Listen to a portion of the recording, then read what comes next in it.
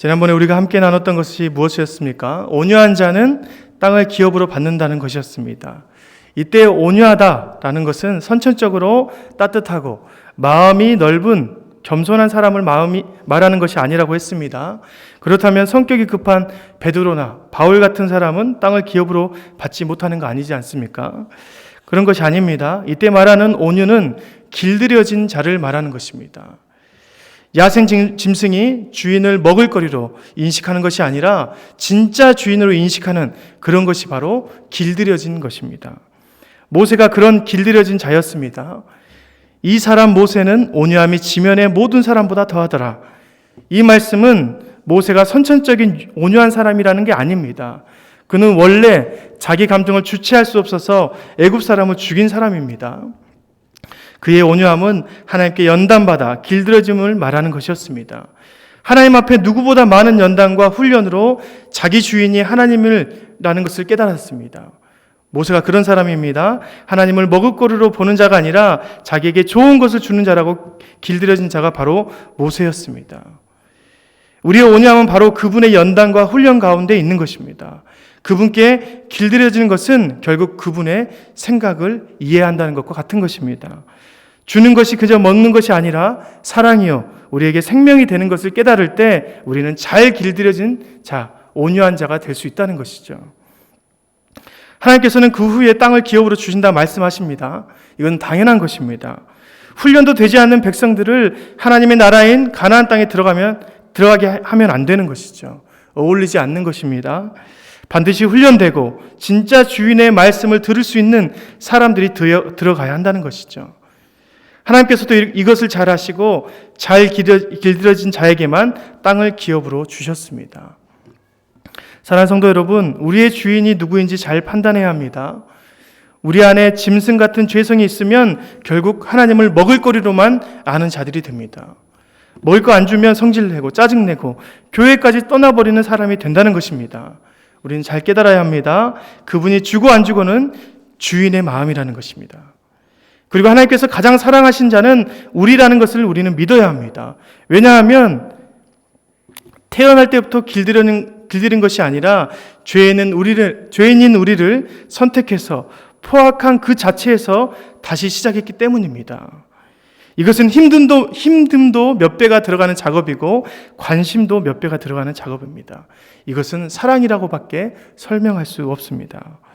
그렇다면 우리를 사랑하시는 그분이 우리에게 주지 않음도 우리에게는 유익됨을 우리는 깨닫고 그 가운데 잘 길들여진 자가 되어야 된다고 말씀하셨습니다. 그때야 우리는 짐승이 아닌 사람이 되고 하나님의 기업을 맡을 만한 만물의 영장이 되는 것입니다. 이것을 믿고 따라가는 우리 모두가 되기를 간절히 소망합니다. 아멘. 오늘 팔복의 내용 중에 네 번째 내용인 의에 줄이고 목이 마른 자는 복이 있나니 그들이 배부를 것이요 라는 것을 함께 은혜로 나누겠습니다. 여러분 혹시 배가 고프지 않을 정도로 행복해 본 적 있습니까? 저에게는 거의 불가능한 일인데요. 밥 먹는 것까지도 잃어버릴 정도로 행복해서 일해 본 적 있습니까? 오늘 바자회를 준비하신 권사님들 다들 그렇게 하셨죠? 밥 먹는 것보다 재미를 느껴서 거기에 집중해 본 적 있으십니까? 예전에 제가 대학교 1학년 때 탁구에 미친 적이 있습니다. 신학교라고 해서 학교를 갔는데 젊은 혈기에 할 것은 없고 그래도 탁구를 좀 쳐본 경험이 있어서 탁구장에 갔습니다. 술을 먹을 것도 아니고 그렇다고 유흥을 즐기는 것도 아니니 신학생들이 대부분 그 혈기를 많은 경우 운동에 허비합니다.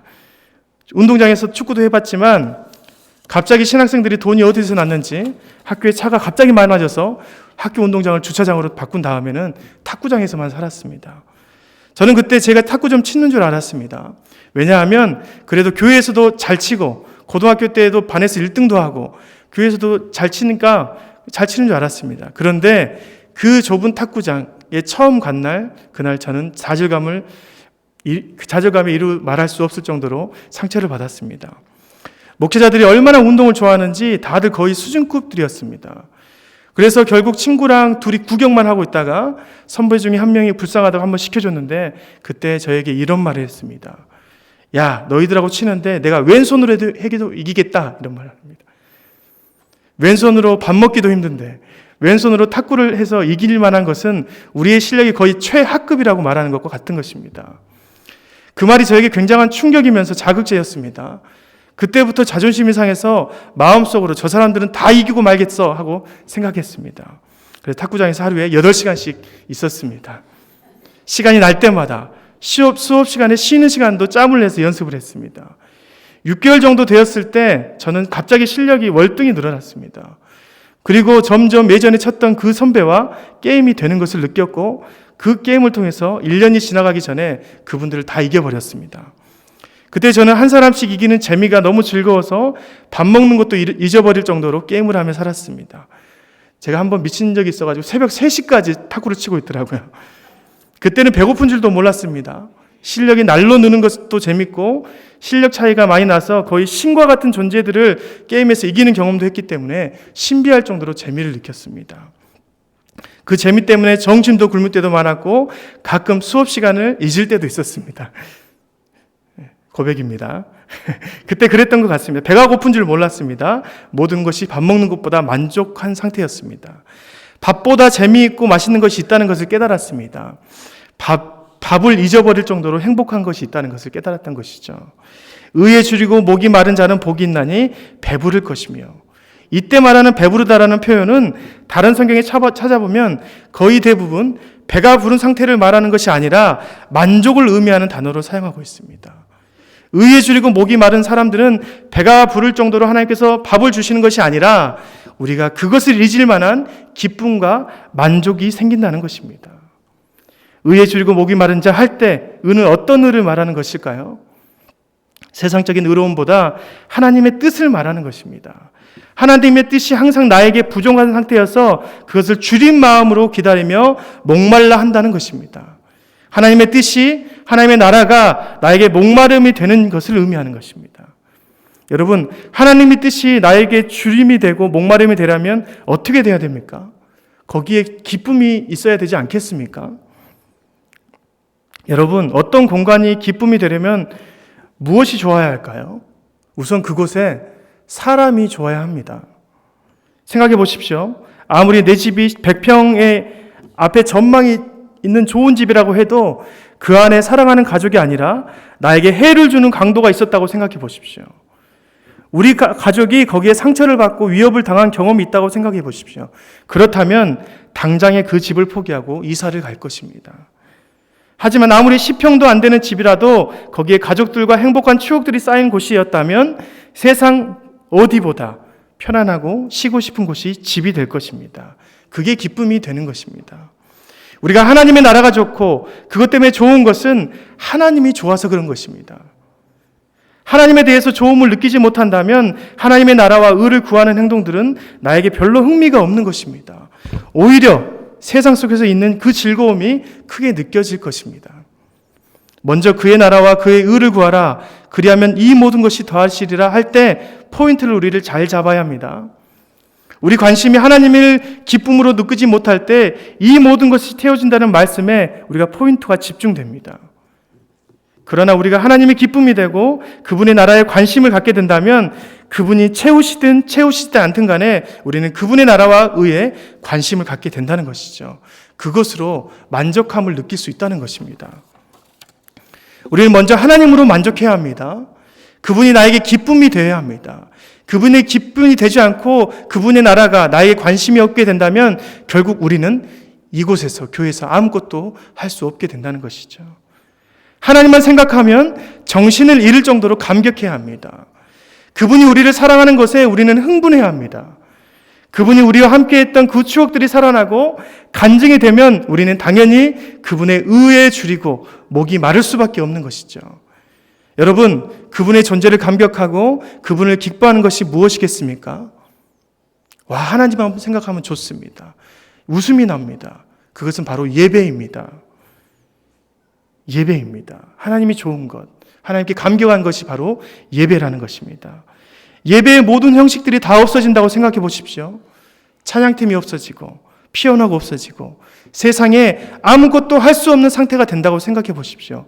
그때 하나님께서는 그분을 향한 감격과 놀라움의 탄성을 참된 예배로 받으실 것입니다. 북한에서는 아직도 핍박이 심합니다. 아니, 어느 때보다 강력한 핍박으로 믿는 성도들이 힘들어하고 있습니다. 그런데 그 상황에서 찬송 부르지 않는다고, 말씀 보지 않는다고 하나님께서 그 예배를 드리지 않는다고 하실까요? 아닙니다. 그 상황에서는 그분의 존재에 대해서 감격만 해도, 그분으로 만족해도, 자신이 죽어도 예수님만은 포기하지 않는다고 고백만 해도 그 자체가 최고의 예배가 된다는 것입니다. 오히려 우리에게 있는 형식은 우리의 허약한 믿음을 잡아주는 것이지, 그것이 하나님에게 감동되는 그런 예배의 참모습이 아니라는 것입니다. 우리의 참되고 최고의 예배는 그분으로 인해서 정신을 잃을 정도로 감격하는 것입니다. 놀라는 것입니다. 우리는 하나님을 말씀으로만 보게 됩니다. 때로는 기도 가운데 주님의 음성을 듣습니다. 그 음성으로 우리는 일생을 버티고 살아갑니다. 그분의 그렇게 작은 음성도 우리의 인생의 전부를 인도해 가는데, 여러분, 천국에 가면 하나님의 얼굴을 직접 배우는 것입니다. 그것도 영원토록 말입니다. 그분의 영광은 줄어들지 않는 영원한 감격을 줄 것입니다. 그것으로 탄성하며 감격하는 것이 천국의 삶입니다. 저희 목회자들의 목회의 거의 대부분도 하나님의 그 놀라움을 감격하며 그것을 전하는 것이 전부라고 말해도 과언이 아닙니다. 천국은 그런 그분의 영광을 날마다 체험하는 것입니다. 그렇다면 우리는 날마다 감격할 것입니다. 그분을 보는 것 자체가 우리에게 기쁨이 될 것입니다. 그것이 예배입니다. 천국에 가면 날마다 예배드리면서 시간을 보낸다고 어떤 분들이 말씀하시더라고요. 그것은 감격과 놀라움이 바로 우리의 예배라는 것을 말해주는 것입니다. 그분의 사랑과 긍휼하심, 그리고 무한하신 영광 때문에 우리는 날마다 천국에서 그분을 감격하며 탄성을 자아낼 것입니다. 그것이 바로 예배입니다. 의에 줄이고 목마른 자는 배가 부릅니다. 밥을 안 먹어도 배가 부릅니다. 만족할 수 있다는 것입니다. 팔복에서 말하는 복이 있나니, 항상 다음에 나오는 모든 뒷부분의 내용은 천국의 모습들을 우리에게 알려주는 것입니다. 밥을 먹지 않아도 배부른 상태가 바로 천국이라는 것을 우리에게 말해주는 것이죠.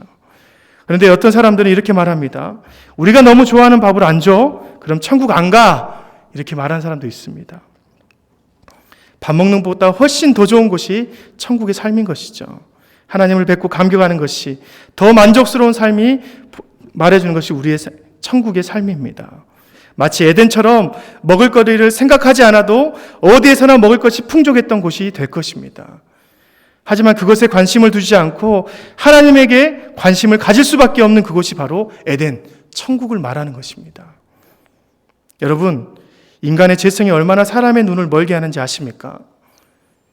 여러분, 창세기에 보면 하와가 처음으로 선악과 그 나무를 목격한 장면이 나옵니다.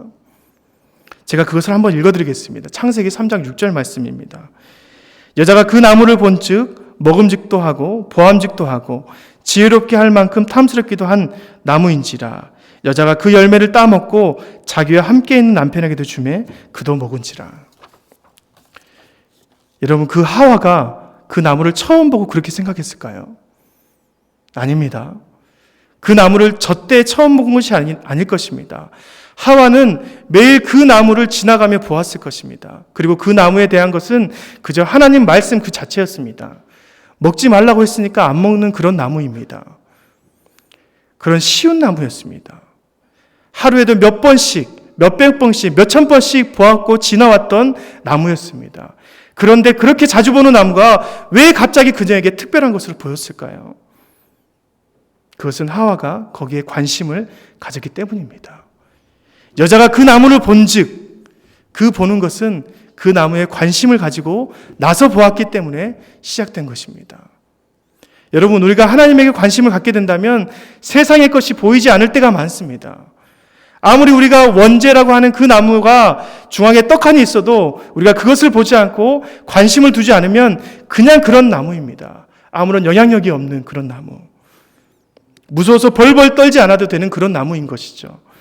에덴 주위를 둘러보면 다 아담과 하와의 것입니다. 누구도 거기에 소유권을 주장하지 못합니다. 아담과 하와만이 그 안에서 소유자입니다. 거기에 나무가 이것은 내 거야라고 말하겠습니까? 아니면 지나가던 토끼가 이것은 내 거니까 당신들은 다른 것이나 먹으라고 말하겠습니까? 그렇지 않습니다. 에덴에 있던 수많은 진귀한 것들은 다 아담과 하와의 것이었습니다. 그러면 그것으로 만족할 만한다 한데 자기에게 주어진 수많은 나무들은 이제 없어진 것입니다. 하나님께서 말씀하시길 그것을 먹으면 죽은다? 다시 말해서 다른 것도 먹지 못할 것이다 라고 말씀하셨는데 그 나무에 관심을 갖기 시작했던 것입니다. 그 나무를 보았을 때에는 이전과는 다른 모습으로 그 나무를 쳐다본 것입니다. 하나님께서 주신 수많은 나무들을 보는 것이 아니라 지금 내 앞에 보이는 선악을 알게 하는 그 나무에 관심을 더 갖게 된 것입니다.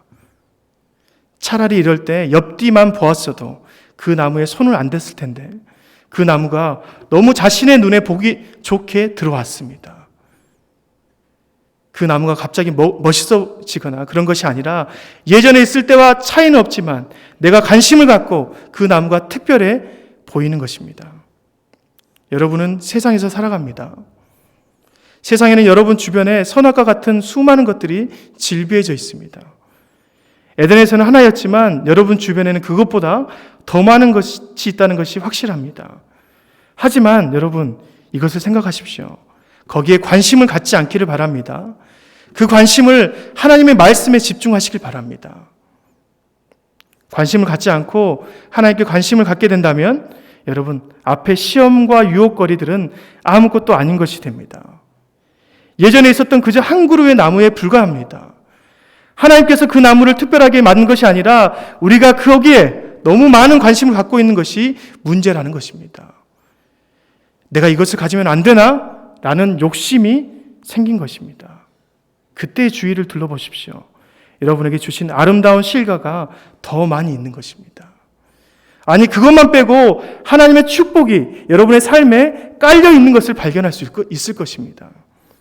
여러분이 신경을 쓰지 않아도 먹고 살만하게 여러분 주위에 다 심어 놓으셨을 것입니다. 그것을 우리가 먹고 살아가면 되는 것입니다. 여러분 먹음직도 하고 보암직도 하고 지혜롭게 할 만큼 탐스러운 것들은 예전에는 아무것도 아닌 그저 한 그루의 나무였다는 것을 명심하십시오. 여러분 안에 육체의 정욕, 안목의 정욕, 이생의 자랑거리들이 욕심이 되어 그 나무를 쳐다보게 만든 것입니다. 여러분 이런 욕심이 낳은 결과는 참으로 참담합니다. 그 아내 하와는 그 죽음을 불러오는 선악과의 열매를 남편에게 줍니다. 아내가 남편을 죽인 것입니다. 그것뿐입니까? 또 남편은 어떻게 했습니까? 하나님께서 노하시면서 어떻게 된 일이라고 했더니 그 아내를 고발해 버립니다. 아내를 처음 보고 했던 그 고백이 뭐였습니까? 내 살 중에 살이요 뼈 중에 뼈인 아내였습니다. 그런 상황에서 이제 하나님께서 물으십니다. 이게 대체 어떻게 된 일이냐? 그때 뭐라고 말합니까? 내가 죽일 놈입니다. 저를 죽여주십시오 라고 말합니까? 아닙니다. 창세기 3장 11절이죠. 하나님이 주셔서 나와 함께 있게 하신 여자 그가 그 나무 열매를 내게 주므로 내가 먹었나이다. 하나님에게 아담이 자기 죄를 고백한 게 아니라 자기 아내를 고발합니다. 정령 죽을 것이라도 했던 그 상황에서 아내를 죽이라고 내민 것입니다. 다시 말해서 아담이 하와를 하나님께 넘기면서 저 여자가 그랬으니 저 여자를 죽이세요 하는 것과 같은 것입니다. 남편이 아내를 죽인 것입니다. 죄는 서로를 죽이는 역할을 합니다. 사랑하는 성도 여러분, 우리가 죄로 인해서 죽은 것이 나만 죽는 것이 아니라 가정이 죽고 사회가 죽고 세상이 죽을 수 있다는 것을 명심하십시오.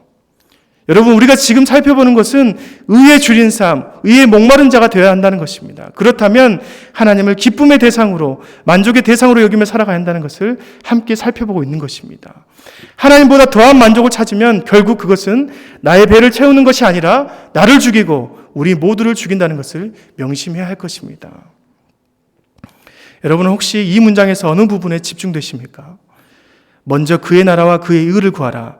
그리하면 이 모든 것을 더하시리라. 저는 특별히 이 두 부분을 나누고 싶습니다. 그리하면을 기준으로 앞부분과 뒷부분을 나누고 싶습니다. 그의 나라와 의를 구하라. 그리하면 이 모든 것을 더하시리라. 그의 나라와 그 의가 여러분에게 관심의 대상입니까? 아니면 이 모든 것을 채우신다는 말씀이 여러분에게 축복의 말씀으로 다가오십니까? 이것으로 여러분 안에 기쁨의 대상을 찾아보시길 바랍니다. 그게 여러분의 지금 영적인 관심 분야인 것입니다. 그리하면 뒷부분에 나오는 것이 여러분에게 기쁨의 구절이 된다면 여러분은 선악과를 다시 따먹고 나를 죽이고 가정을 죽이며 사회를 죽일 수 있는 가능성이 있는 분들입니다. 그런데 그분의 나라와 의가 여러분에게 기쁨의 성경의 말씀이 된다면 여러분은 다시 에덴의 축복을 누릴 수 있는 자인 것을 명심하십시오. 여러분, 이 모든 것을 더하신다는 말씀은 결과입니다. 우리가 운동을 하면 당연히 좋은 몸매가 되는 것입니다. 그런데 좋은 몸매가 목적이 되고 그것이 기쁨이 되면 결국 지쳐서 포기하게 됩니다. 영원히 좋은 몸매는 가질 수 없게 됩니다. 하지만 운동을 해라. 그리하면 좋은 몸매가 된다라고 할 때 운동의 기쁨을 갖게 된다면 언젠가는 누구나 부러워할 수 있는 몸매를 가질 수 있다는 것이죠. 여러분, 의에 줄이고 목이 마르십시오. 그분의 나라와 그분의 뜻이 여러분에게 관심의 대상, 기쁨의 대상이 되어야 합니다. 그러기 위해서 하나님께 감격하십시오. 그것이 바로 참된 예배인 것입니다. 예수님께서 광야에 가서 시험을 당하실 때 3가지 시험을 받으셨습니다. 그런데 사단이 유혹하는 모든 것은 그리하면의 뒷부분을 이야기하는 것입니다. 돌을 떡덩이로 만들어라. 뛰어내리면 천사가 너를 붙들 것이다. 나에게 절하면 이 모든 것을 너에게 주겠다. 결론만 말하고 있습니다. 현혹시킨 것입니다. 중요한 것은 앞부분인데, 앞부분이 하나님을 등지는 일인데 앞부분은 대충 말하고 뒷부분을 크게 부각시키는 것이 사단 마귀의 큰 특징입니다. 이것을 대항하는 모든 예수님의 답변은 앞부분을 강조한 것이었습니다. 사람이 떡으로만 살 것이 아니고 하나님의 입에서 나오는 말씀으로 산다. 어디서 그 크신 하나님을 시험하려 하느냐? 하나님께 경배하고 다만 그를 섬기라. 모든 것이 하나님의 경배와 감탄하며 그분을 찬양하는 말씀으로 대답을 하셨습니다. 그분이 말씀하신 것은 그리하면의 앞부분이 먼저가 되고 그것이 더욱 중요하다는 것을 우리에게 말씀해 주는 것입니다. 여러분, 뒷부분은 덤입니다. 덤. 그냥 그렇게 있어도 받을 것이죠. 다른 성경에 보면 곁들어 받게 된다. 더하여 주신다. 공동 번역에 보니까 덤으로 주신다라는 말씀이 정확히 나와 있습니다. 이것은 덤입니다. 여러분, 덤에 목숨 걸다가 우리가 더 많은 비용을 지불할 때가 얼마나 많습니까? 덤은 그냥 주는 것이고 자연스럽게 올 때 즐거운 것이지 그것을 못 얻었다고 낙심하고 슬퍼할 필요가 없다는 것이죠. 우리가 덤 때문에 낙심한 것보다 좋은 물건을 잘 사용하는 것이 더 중요하듯이 우리의 삶이 그분의 의로, 그분의 나라로 채워지는 것이 더 중요하다는 것입니다. 그것이 우리의 배부름입니다. 만족입니다. 기쁨이 되어야 합니다. 우리가 이것을 위해서 목숨까지도 바치는 그런 삶이 되시길 저와 여러분들에게 축원합니다. 기도하겠습니다. 하나님 아버지 감사합니다. 주님의 의를 위해서 그 의에 줄이고 목마른 자가 될 수 있도록 인도하여 주옵소서. 그럴 때 하나님이 우리에게 기쁨이 되고 정말 배부름이 될 수 있도록 우리를 채워 주시옵소서. 먼저 그의 나라와 그의 의를 구하라. 그리하면 내가 더하시리라는 그 말씀에 우리가 앞부분에 집중할 수 있도록 인도하여 주옵소서. 우리의 삶이 그의 나라와 의를 위해서 목숨까지도 바치는 그런 삶이 될 수 있도록 우리를 항상 인도하여 주옵소서. 감사드리며 예수님의 이름으로 기도드립니다. 아멘. 다 함께 391장 함께 찬송하겠습니다.